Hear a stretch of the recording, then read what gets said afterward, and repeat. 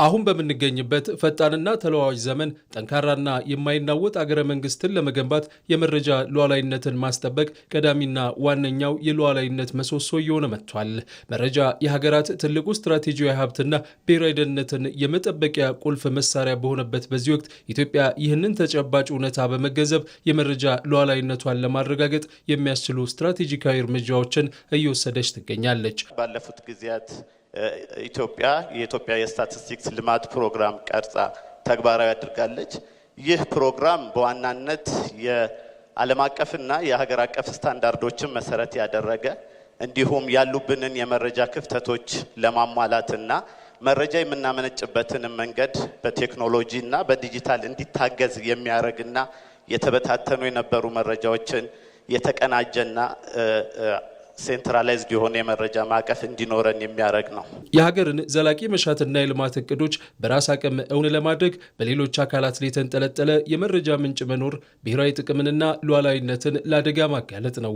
ኢትዮጵያ ይህንን ስጋት ለመሻገርና ኋላ ቀር ሆኖ የቆየውን የዘርፉን አሰራር በዘላቂነት ለመቀየር የሚያስችል የኢትዮጵያ ስታቲስቲክስ ልማት ፕሮግራም ቀርጻ ተግባር ላይ አውላለች። ይህ ፕሮግራም ኢትዮጵያ በውጭ ኃይሎች ላይ ከነበራት የመረጃ ጥገኝነትና አላስፈላጊ ጫናዎች እንድትላቀቅ በማድረግ ረገድ አዲስ ስትራቴጂያዊ ምዕራፍ ከፋች ሆኗል። በሉዓላዊነት ስር ቁጥጥር ማድረግ አድርገናል ስንል ከሌሎች አንማርም ማለታችን አይደለም። ግን መረጃዎችን እኛ በምንፈልጋቸው አግባብ የምንበይንበት የምንወስንበት መረጃዎቹ የሚሰበሰቡበትን አግባብ ግን በሳይንሳዊ መንገድ አድርገን ለምንፈልገው ጥቅም የምናውልበትና ዘመናዊ የሆኑ ዓለም አቀፍ ስታንዳርዶችን የጠበቁ መረጃዎችን ደግሞ በተደራጀ አግባብ የምናመጣበት ስነ ምህዳር ፈጥረናል ማለት ነው። እንደ ሀገር የራስህ መረጃ ሲኖርህ ለማንም ለማንም ሰው ለውጪ ተጋላጭ አትሆንም ማለት ነው። ማንም መልቶ ስለ አንተ ሊነግርህ አይችልም ማለት ነው። ምክንያቱም እውነተኛ ነገር ላይ የተመሰረተ መረጃ አለ ማለት ነው።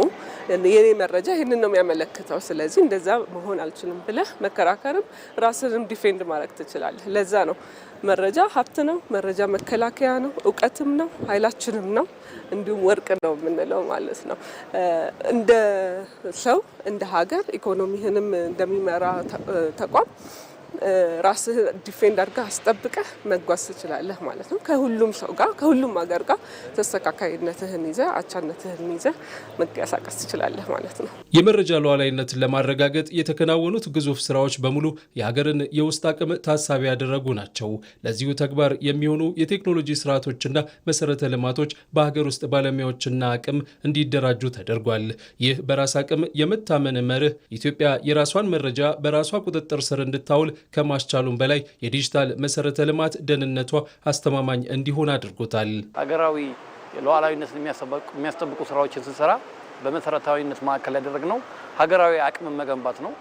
ከመረጃ ስብሰባ ጀምሮ ትንተና እንዲሁም እስከ ማሰራጨት ድረስ ጥቅም ላይ የምናውላቸውን ቴክኖሎጂዎች እንዲሁም ደግሞ መሰረተ ልማቶች በሀገር አቅም እንዲደራጁ በሀገር አቅም ጥቅም ላይ እንዲውሉ መረጃዎችን የመሰብሰብና የመተንተን አቅም እንዲሁ በሀገር ውስጥ እንዲሆን በማድረግ ዘርፈ ብዙ የሆነ የመረጃ ሀገራዊ ሉዓላዊነትን የሚያረጋግጥ እርምጃዎች ናቸው የተወሰዱት ማለት ነው። የመረጃ ፍላጎቶቻችንን በመለየት የመረጃ ፍላጎቶቻችንን ለመለየት የሚያስችል ኢንቨስትመንት በማከናወን የመረጃ ፍላጎታችንን የምናመጣበትን ቴክኖሎጂዎች በማዘመን የሰው ኃይል አቅም በመገንባት ተቋማዊ አቅም በመገንባት እንዲሁም ደግሞ የተሻሉ የሆኑ ስነ ምህዳሩን የሚያሻሽሉ የህግ ማዕቀፎችን በማከናወን ያከናወነው የስታቲስቲክስ ሪፎርም የመረጃ ደረጃችንን በተሻለ ደረጃ የሉዓላዊነታችንን የሚያረጋግጥ የማይቀለበስ መሰረት ጥሏል ማለት ነው።